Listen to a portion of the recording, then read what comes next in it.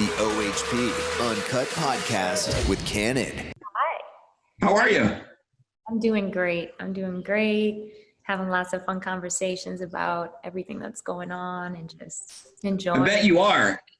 It's kind of a turning point in your career a little bit, right? Yeah, big time. So you've been doing this for a while in the Latin world. I mean, you've got Grammy nominations. What have you been nominated for? Yeah, well, I released my first album when I was about 17 going on 18, in 2013.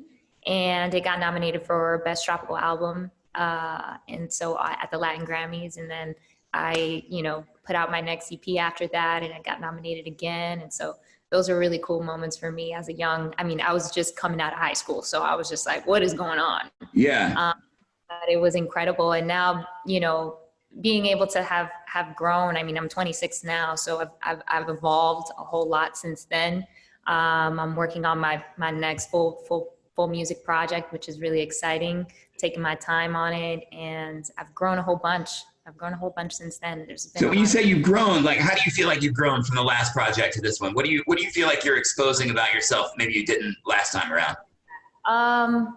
I think just like life experience. I think I was really young when I got started, and it's hard to express yourself when you don't even know like what that is yet. Yes.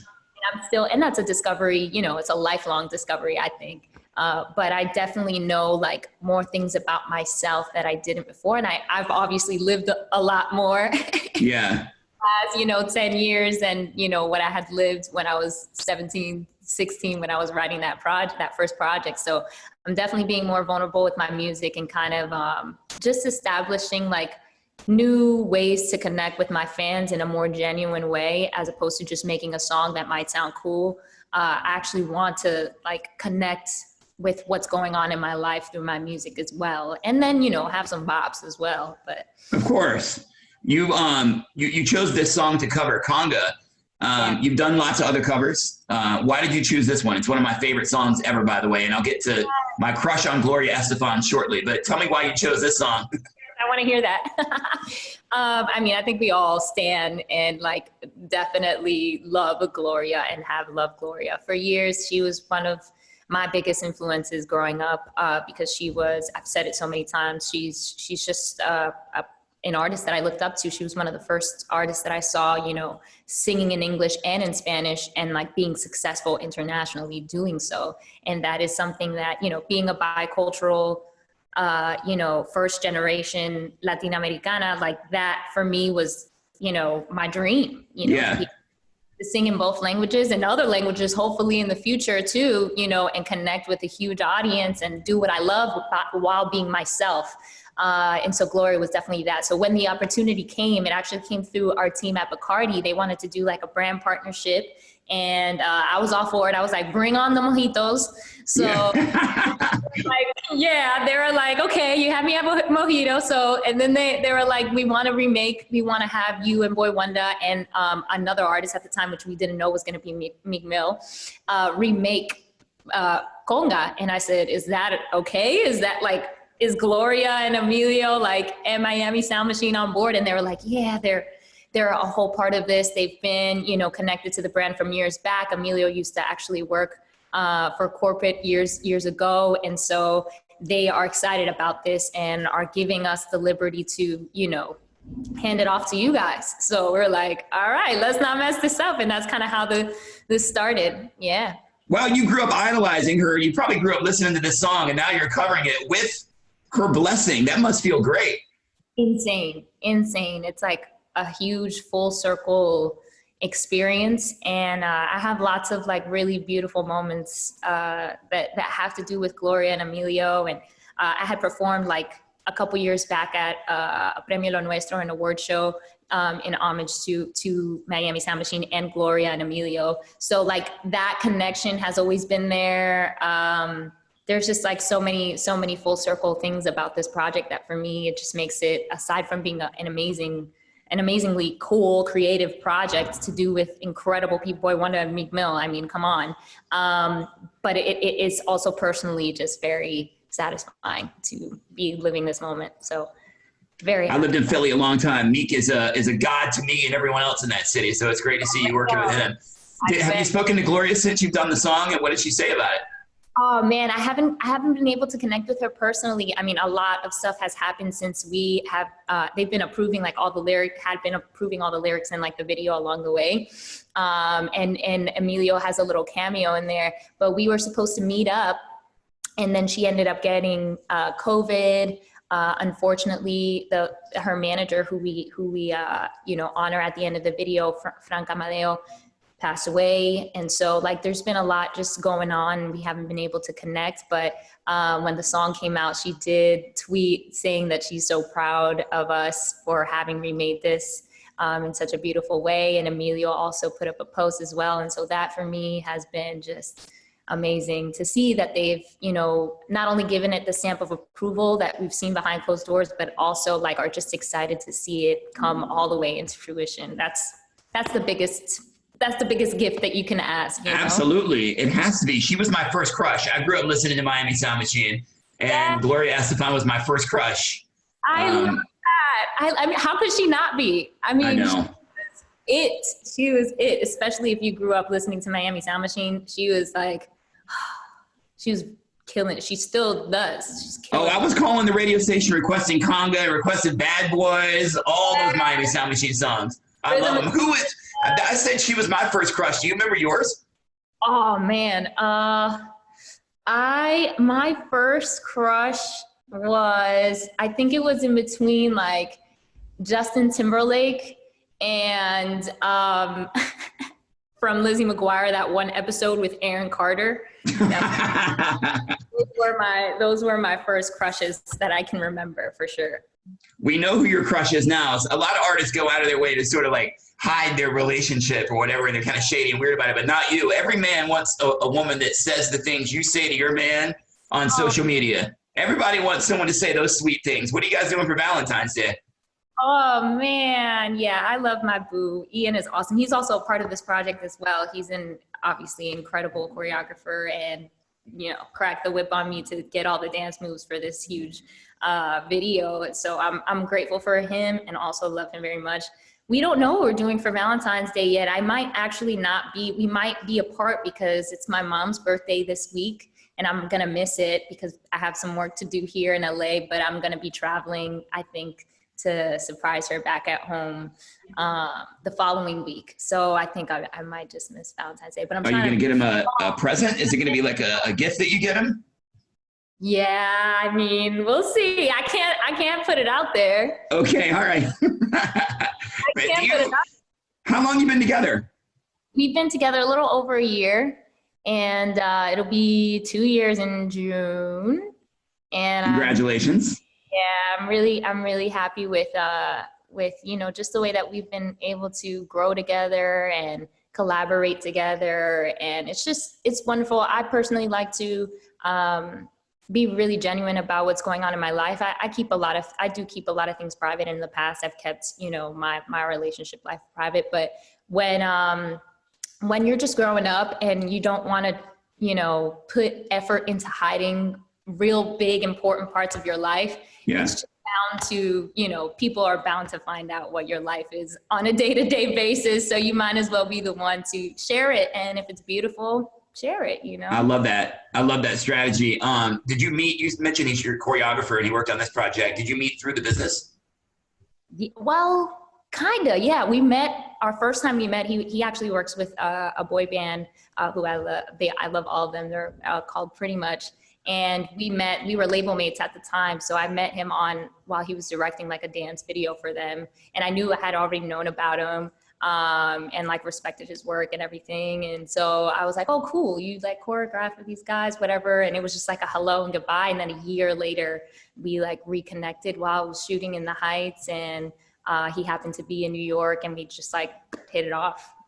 I love it. Well, congratulations. Mixing business and pleasure does work sometimes. Just ask Gloria. She'll tell you, you can make it work. You definitely can make it work. Steps even in that direction. We, only Lord knows what our future holds, but it's definitely beautiful to share love and to be with someone that, understands your world and is there to support you. So Right. People wonder why like celebrities date each other all the time. And I tell people you want to date someone you have something in common with. And people in your industry, uh, if you date a plumber, that's nice. You might have some things in common, but you need to date someone that understands the strange struggles and work and just the day to day that you go through. Cause it's not like a 9 to 5, and people will have to, learn to wrap their mind around that.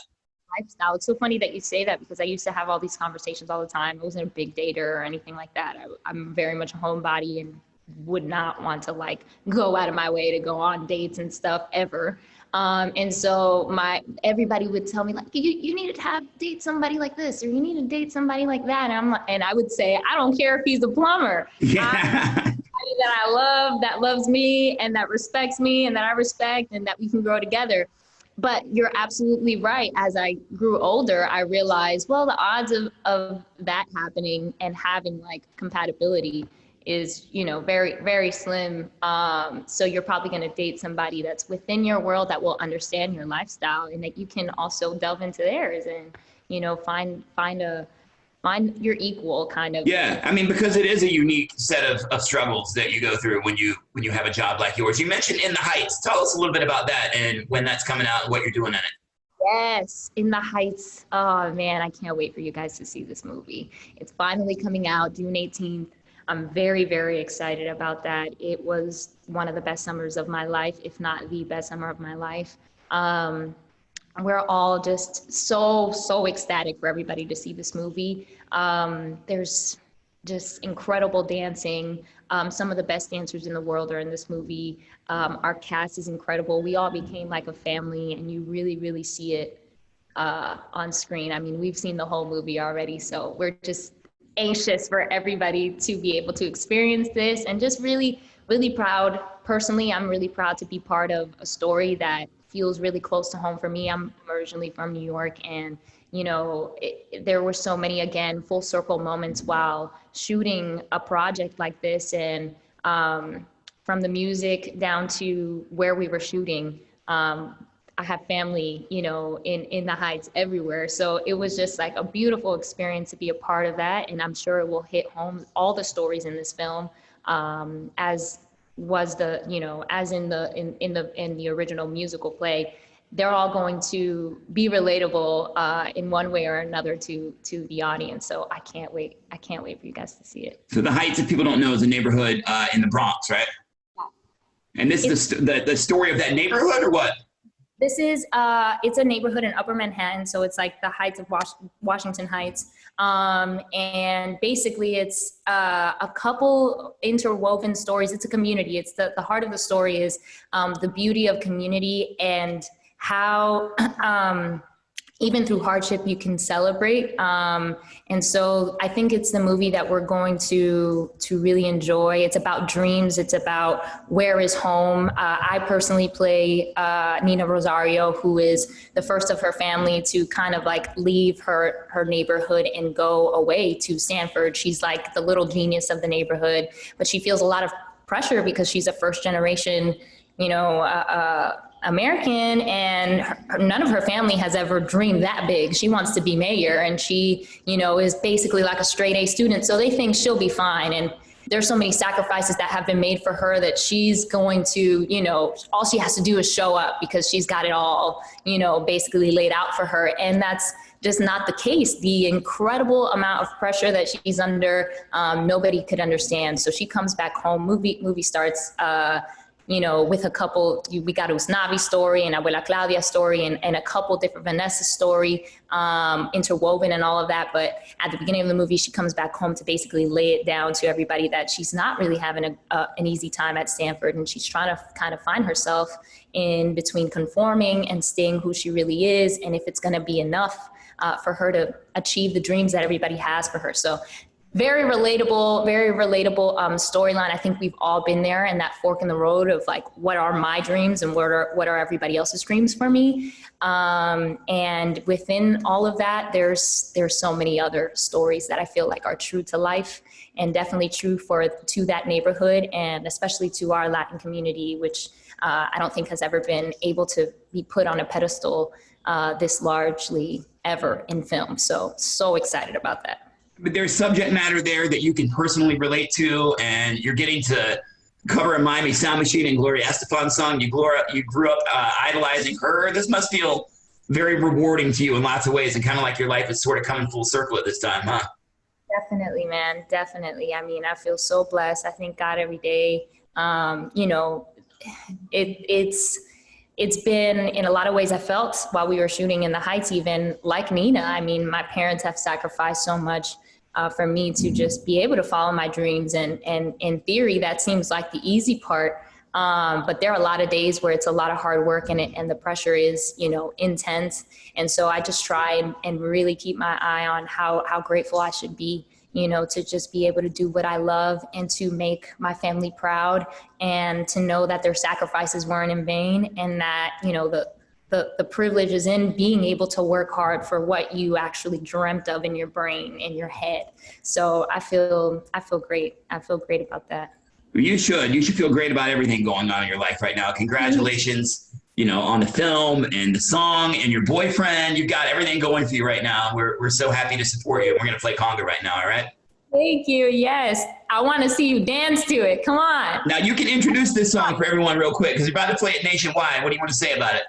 Yes, this is my new single, Conga, featuring Meek Mill, produced by Boy Wonder, and it is one of my favorite songs of all time. So I hope that you dance to it as you listen to it. Check it out. It's your girl, Leslie. Congratulations, and thank you so much, Leslie. I appreciate your time so much.